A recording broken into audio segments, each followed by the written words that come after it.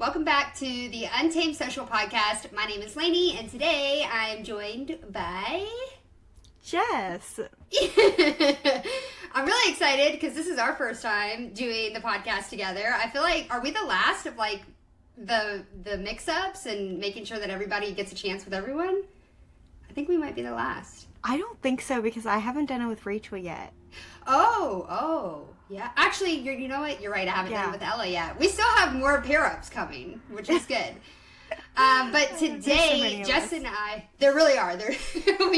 We should have maybe like cut back on how many people we have, but it makes it nice because we don't all have to be showing up for the podcast all the time, and we can all give our expertise. But I think today we've got a cool topic to talk about because we're coming to the end of 2024. With the new year coming, there's a lot of different things to consider with your social media strategy, what's coming, what to keep your eye on. And it's kind of funny too to like think back on 2024 of like, what were the trends? What did we see? And all I can think about is Risa Tisa. Wait, who is that? Risa Tisa, Who the F Did I Marry? The story. Did you not watch that series? Oh, okay. Yes. I heard of it, but I never watched it. Yeah. But I heard of it. Yeah. I just feel like I never watched it all the way through. That was a lot of videos, but I feel like she like really set the tone. Like storytelling has always been really big, but with that, it was like next level. Yeah, absolutely. What do you feel like you think of? Well, I think of the way that brands are being perceived, but I want to stop and talk about that specifically real quick and the way that the Who the F Did I Marry stories really transform things, because I feel like up until that point, everyone loved short storytelling, and it was always in like really small different parts, and hers was in parts too, but they were longer parts. And this also, as like the apps are getting more involved in doing like 3-minute videos, 10-minute videos, whatever, that's helping them transform. But I feel like what she did broke the internet for the fact of people were telling longer stories. I love a good story time where someone sits down and tells it all in the 10 minutes or 3 minutes that they have. And I feel like that didn't happen until her. Yeah, like now that TikTok has pushed out 10-minute long videos, do you find yourself watching 10-minute long videos? Because I know I do. Yeah, absolutely. Yeah. Yeah. So, and I feel like there was like a lot of like backlash when people heard that TikTok was going to be expanding that, and they were like, no, that's not what we want. But I feel like people are really consuming that type of content.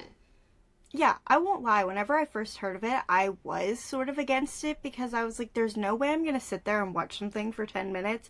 I mean, I've had YouTube. I watch YouTube videos and stuff, which it's sort of similar, but I just wasn't sure about it. And now I find myself sitting my phone up and having like a story time or like a 10-minute TikTok of someone explaining something or doing something in the background while I do something else. I don't know if I'm the only one that does that. No, you're not. It's sad. Like if I'm doing my makeup, or I don't even have to see the screen.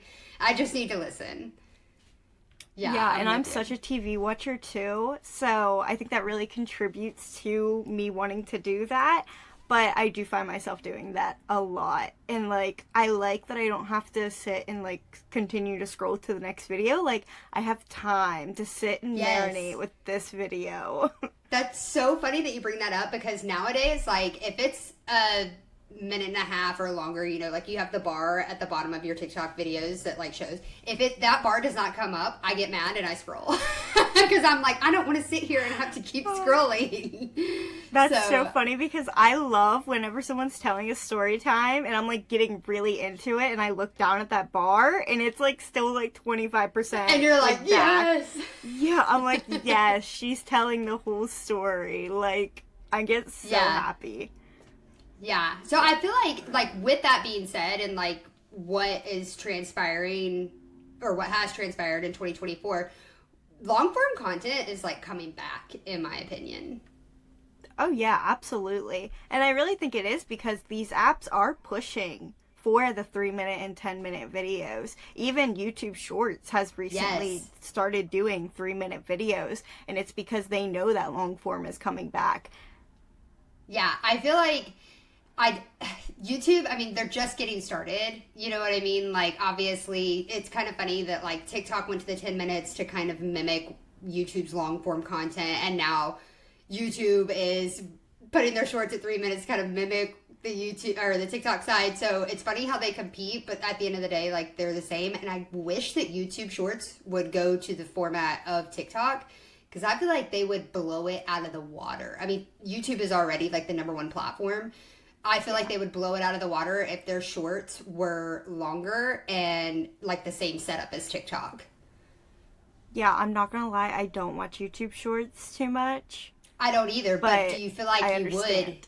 Yeah, I mean, like, I feel like I would if it was set up that way. Where, like, now you have a video that you want to watch that's 15 minutes long, you have to search for that video. Like, the chances of you getting fed something after that that's very niche and customized to what you like, the SEO on that isn't there. I feel like it, as it is with the short form content on TikTok, if that makes sense. Yeah, I completely agree with that. Yeah.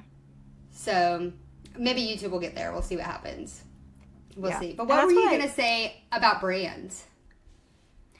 I can't remember exactly what I said in the beginning, but recently I feel like brands have been receiving a little backlash, and I want to be specific here with Tarte Cosmetics and brands that are reaching out to influencers and doing PR packages. I feel like lately, in like the last couple months of 2024, people have been getting upset with these brands for who they choose to give their PR packages to, and they're all like, why are you giving these PR packages to Alex Earl and people that already have millions of dollars? Like, they can't afford to go buy what you're giving them, but you have faithful followers that will spend their paycheck on your product. Yeah. And so I feel like we're going to see a lot of backlash. I think that's what I said earlier, the word backlash. Yeah. Backlash with brands because of that whole situation. And if, as a brand, I would say going forward in 2025, a good strategy would be for more giveaways and for more picking random people that follow you or random people that buy your product to give it out to as PR. And I can see that working for people. Yeah, like truly going the micro-influencer route, which I feel like society in general has been trying to get there with the micro-influencer side of things, but like it hasn't fully been approached, and it needs to be.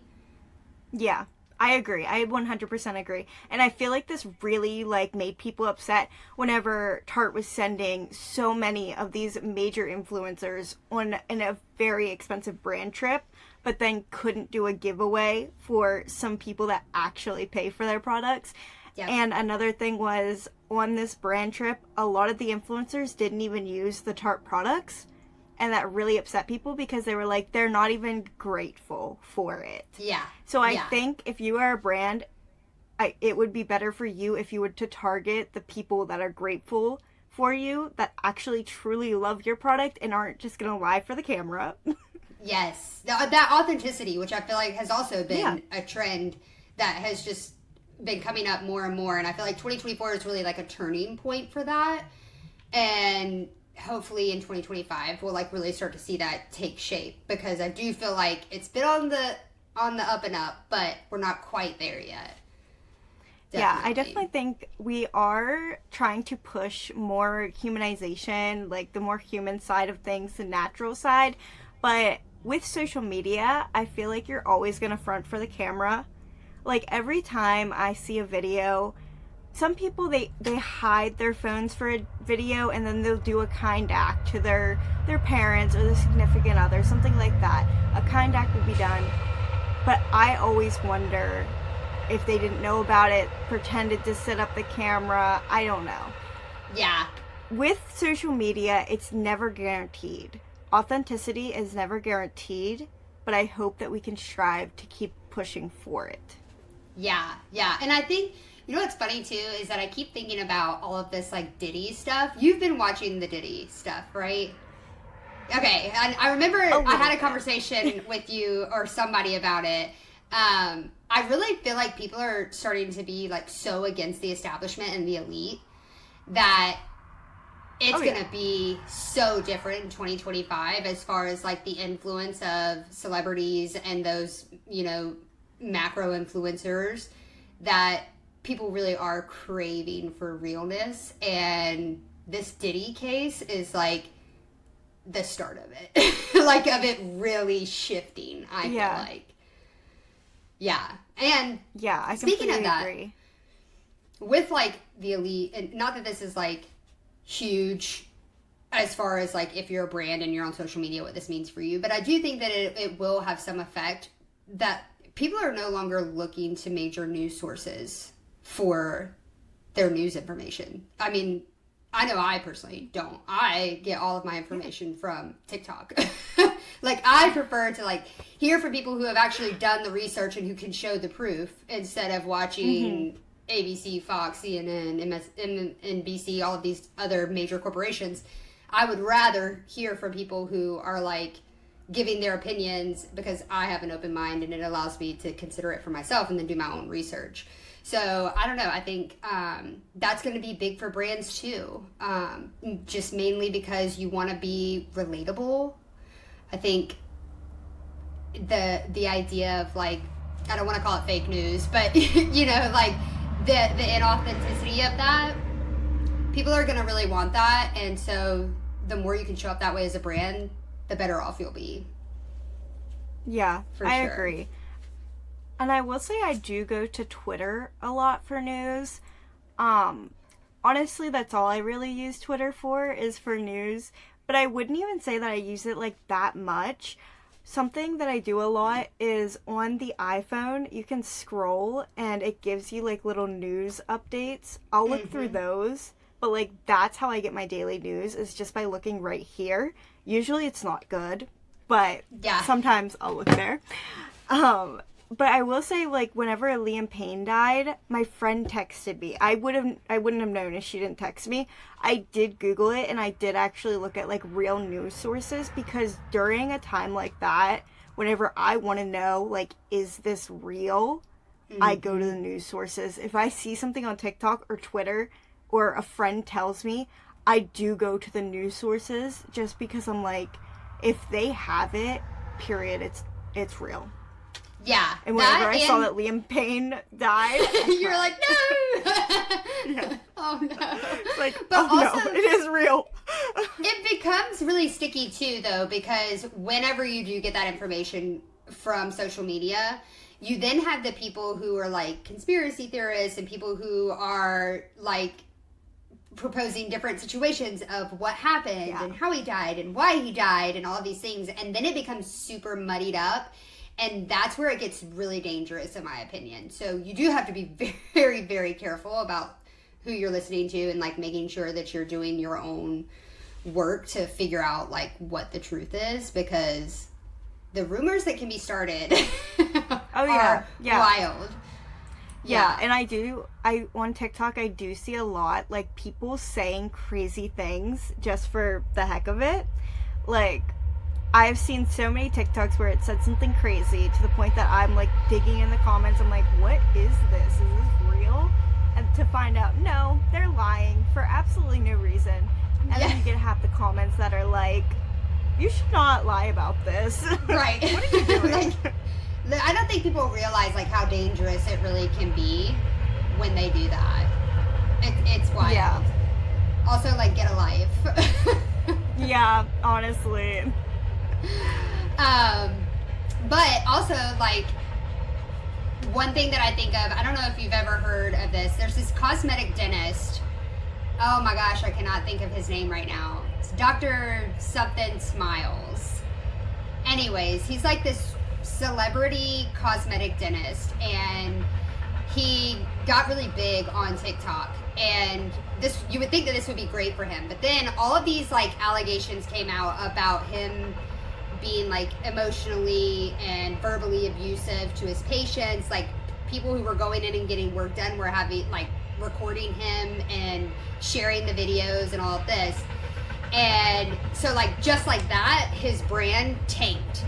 Like, he was doing so well, millions of followers, and then he had a really bad spotlight on him, and it totally tanked his brand, which obviously is his fault. He deserved it. But that's one thing that you have to be really careful about, too, is, like, if you're going to really expose yourself on social media these days, you have to be really aware of, like, what you're doing, who you're talking to, how you're talking to them. Otherwise, you put your brand at serious risk. Yeah, I absolutely agree with that. I haven't seen what you're talking about with that guy, but I have seen the plastic surgeon, Dr. Miami. He went viral for his, like, famous TikToks with his social media manager, Santina. She was very good at social media, was always on top of the trends, and she really skyrocketed his account. Like, they were getting millions upon millions on each TikTok he did, and then they broke up, and she got a new job elsewhere. And his reputation really took a deep dive for that because I guess she was wronged by him in some way. I can't really remember exactly. I don't even know if she's told the full story, but I do know that he wronged her in some way, and that is why she quit. And a lot of people were getting back on him and being like, what the heck did you do to her, blah blah blah. Like, it was not good for him. And even though he was doing so well with her and their content did amazing, it backfired and he got in trouble because when they split, yeah. So I completely agree with, if you're a brand and you go viral, watch out because you could get burned at any time. Yeah, well, and it's like a hard place to be in too, because you have some people who say like, oh, you don't share enough. And then you have some people who are like, whoa, whoa, whoa, back it up. Like, there's no happy medium with any audience, I feel like. So that's got to be really, really tough. Really tough. Yeah. And also, can we circle back? Because you mentioned Twitter, X, whatever. Okay, prediction. Let's throw this out. In 2025, do you think that people will stop calling it Twitter and start calling it X? For me, I don't think that will ever happen. For the I fact don't think that I can. forgot. Yeah. I forgot. Like, you saying that reminded me that I'm supposed to call it X. I will call it X whenever I'm typing it out because I feel weird typing Twitter when I know it's not Twitter. But I can't bring myself to say X not visibly, whatever, physically, to physically speak it. Yeah, no, I'm with you. I feel like it's too hard to pull back from, and they're still called tweets, right? Like, people still consistently call them tweets. So, I don't know, that's tough. But when you were talking about Twitter, X, I started to think about, we just did, one of our clients, actually our biggest client, we just did a full, like, annual strategy review on all of their accounts, including Facebook, Instagram, TikTok, X, all of it. And the lack of growth, in fact, this account actually lost like 200 followers. I think they had 38,602, and then by the time we did this report, it was down to 38,409 followers. Like, they literally lost followers. What do you feel like is going to happen with that platform next year? I mean, I think people are going to continue to use it less. But I don't think people ever are going to stop using it. I don't think it will ever be a MySpace situation where it's completely gone, no one uses it. But I do think it lacks a lot of video content and it lacks a lot of engagement. But people still do use it. I don't think it's ever going to fully go away. Yeah, I'm with you. I do think that it's already shifted a lot to mainly just sports and politics being like the top content and what people actually go to that platform for. But I don't know. I just feel like that and like graphic nature stuff. Oh, yes. I mean, like, if you're in the adult entertainment industry, stay there. Don't leave. Yeah. Do your thing. 100%. But, like, I feel like those three categories. It's really wild. Okay, really, to Jess is sidetrack really a good little at naughty bit. tweets. To sidetrack a little bit. Oh, for anyone listening, we have an adult entertainer. It is not me. I do not post that, just so there's no mix-up. Let's please clarify. We have an adult entertainer, and I do her TikToks. Or not her TikToks, I do her tweets. So let's just not get that confused. Because that sounded bad at first whenever I was like, These okay, viewers are switch it. going to be like, send your OnlyFans. No, it's not me, but I can send you hers. She would love the promotion. She would. She would. But I wanted to sidetrack a little bit. There was Wizards of Waverly Place. Did you ever grow up watching that? I don't know if that was after your time, before your time. I don't know. Yeah, Selena Gomez. David Henry just recently rebooted it. And one of the main characters, Zeke, it was David Henry's best friend in the show. His name was Zeke on the show. I can't remember. Dan Benson is his name now. But he switched from being a Disney Channel star to an adult entertainer. And he was beefing with David Henry on Twitter.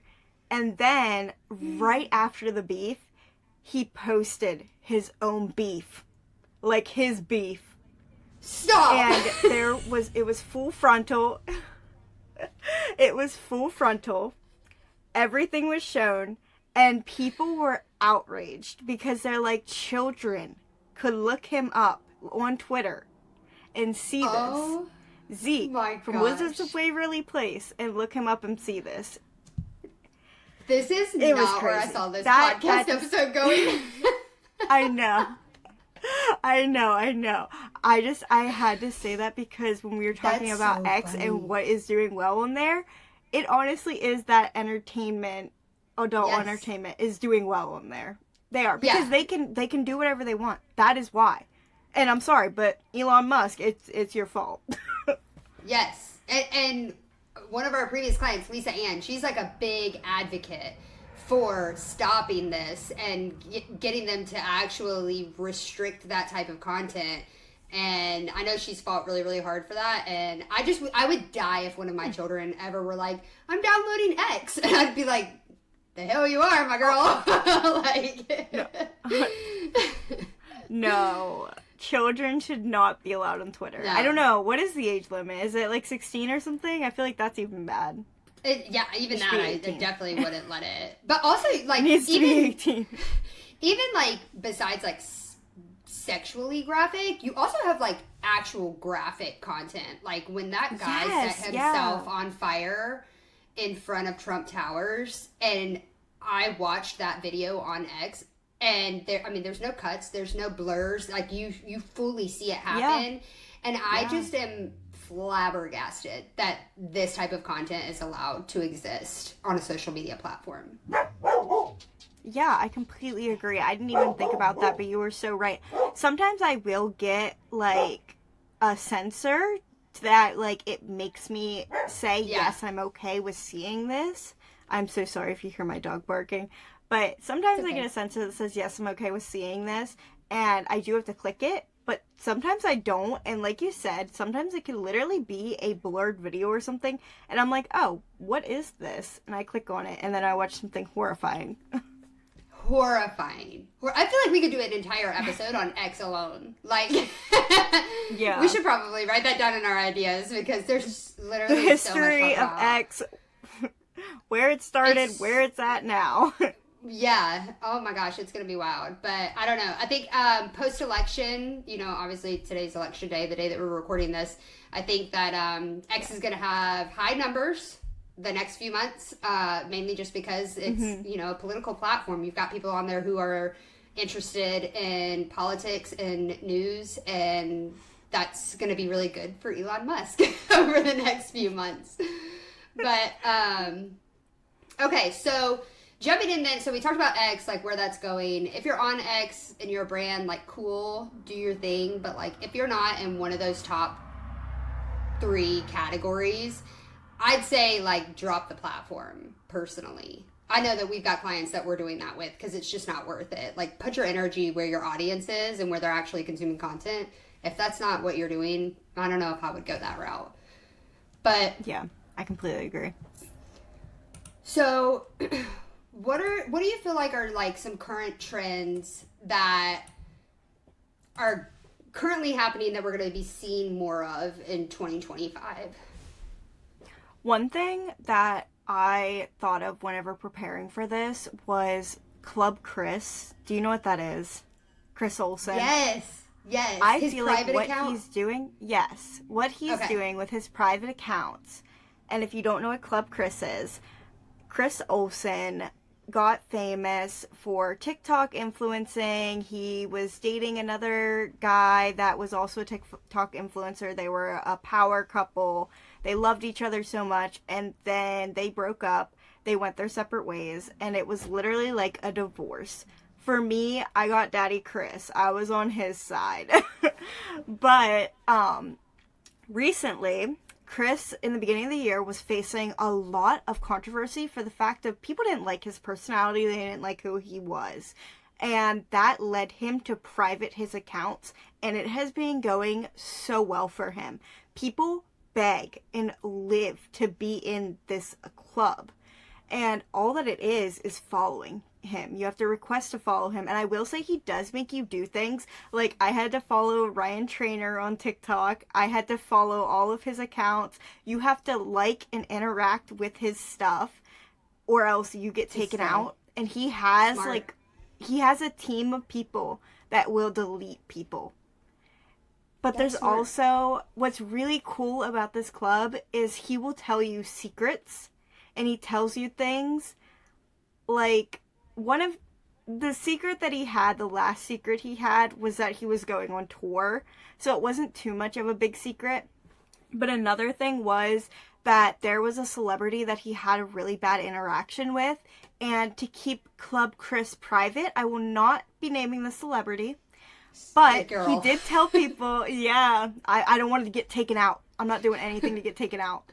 But he did name who it was, and so that's, like, really cool. Like, he's, like, kind of spilling the tea to the people. There are, like, 4 million people in this club, but it is still really cool to be a part of it, and I feel like influencers are seeing that he's creating such a strong community. Like, everybody that's in there, it might be 4 million people, but I think every one of those 4 million people actually care about this guy. And, like, if you comment hate, if you even, like, do anything that is hateful, he kicks you out. You're getting kicked out. That's why his team is there for, to get kicked out. So your community, he's building a community that is truly loving and for him. And I think more influencers are going to see that and want their own community, like what he's doing. That is absolutely wild. And I saw an article not too long ago. Do I know if this will ever happen? I don't know. But it was somebody predicting that TikTok and these other platforms, Instagram, that they will start to hide follower counts from people so that you don't know how many followers they actually have, which I think is genius because a lot of times, not just brands, but creators in general, they get in their mind about, oh, this person has this many followers, like, I'm not enough, right? They get that imposter syndrome. And so when they see that, they're thinking, oh, I need to do better. I need to do this. I need to blah, blah, blah. When at the core of it, the only thing that really matters is building that community like Chris Olsen has done. And you have so much more control. Like, he literally has control over his mental health because he's eliminating any hate. And that just, like, opens up doors for him to, like, not only live a happy and healthy life, but also, can you make money on a private account on TikTok still? I don't know. I didn't even think about that. Maybe that's why he started the tour. Because he needed the money.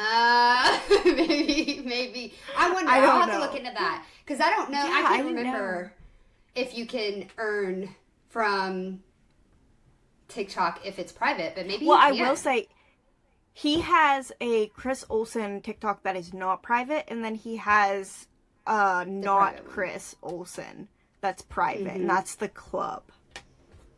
Yeah. And then he also has a private Instagram, but he also has a public Instagram. So maybe he's making money off the public, but not the private.